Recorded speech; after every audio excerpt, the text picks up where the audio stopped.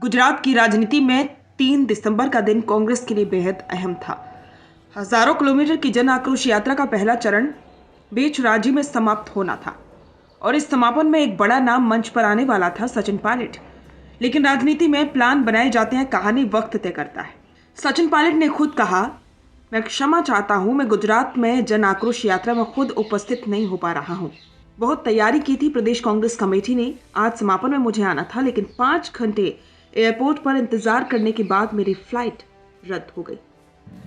Flight cancel थी, लेकिन pilot का वीडियो संदेश पूरा माहौल बदल गया। एलईडी स्क्रीन पर जैसे ही उनका वीडियो चला, भीड़ का शोर अचानक से तेज हो गया। सचिन पायलट ने कहा कि ये यात्रा सिर्फ गुजरात के दर्द की आवाज नहीं, ये परिवर्तन का शंखनाद है। किसान, नौजवान, मजदूर, हर आवाज को कांग्रेस ताकत देगी।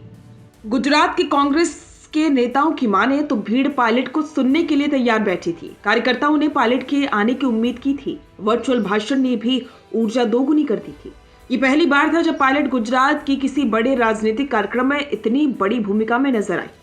चाहे वे फिजिकली न पहुंची हों, राजनीति में कई बार अनुपस्थिति भी संदेश बन जाती है और यहाँ पायलट की अनुपस्थिति ने 3 बातें साबित कर दी।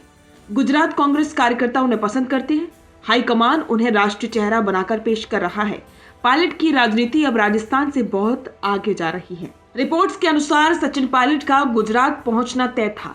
गुजरात कांग्रेस ने पूरा कार्यक्रम उनकी मौजूदगी पर ट्यून किया था, लेकिन आखिरी मिनट पर फ्लाइट कैंसिल हो गई। लेकिन राजनीतिक विश्लेषक कहते हैं कि कभी कभी घटनाएं संयोग नहीं, संकेत होती हैं।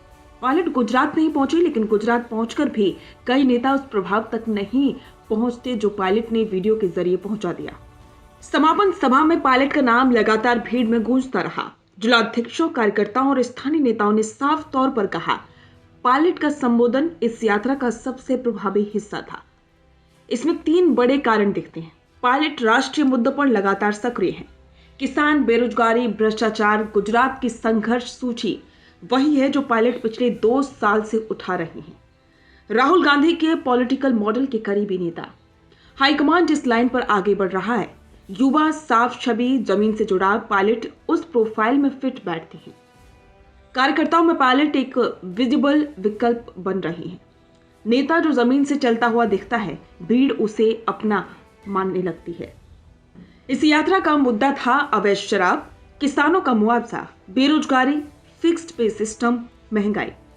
ये सब वही मुद्दे हैं जिन पर पायलट राष्ट्रीय स्तर पर लगातार दबाव बनाते रहे हैं। यानी कि गुजरात कांग्रेस की राजनीति कहीं ना कहीं पायलट की पॉलिटिकल थीसिस पर चलती दिखी। इस यात्रा का ये समापन इस बड़े राजनीतिक प्रश्न को जन्म देता है कि क्या पायलट कांग्रेस के राष्ट्रीय स्टार कैंपेनर के तौर पर गुजरात को टारगेट करने वाले हैं। क्योंकि उनका संदेश वायरल हुआ, उनकी अनुपस्थिति भी चर्चा बन गई। संगठन के लिए वे ऊर्जा स्रोत बनकर उभरे।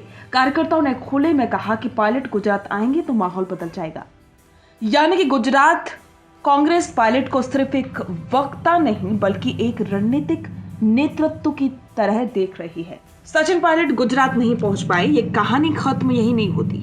कई बार राजनीति में जो नेता पहुंच नहीं पाता, उसकी गूंज पहुंच जाती है। पायलट की गूंज पहुंची और इतनी पहुंची कि समापन दिवस का पूरा नैरेटिव, पूरा फोकस, पूरी चर्चा एक ही नाम पर टिक गई, सचिन पायलट। अब इससे एक बात और साफ होती है कि सचिन पायलट राहुल गांधी के बेहद करीबी है और उनका असर अब राष्ट्रीय नेता के तौर पर साफ दिखाई दे रहा है। बिजनेस अच्छा हो सकता है, लेकिन अगर नाम नहीं दिखा तो पहचान कैसे बनेगी।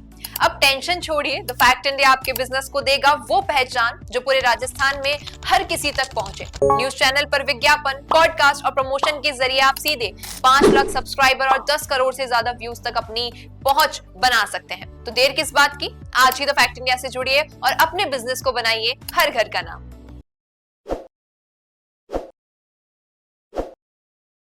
ताज़ा खबरों के लिए विजिट करें द फैक्ट इंडिया की वेबसाइट और डाउनलोड करें द फैक्ट इंडिया ऐप।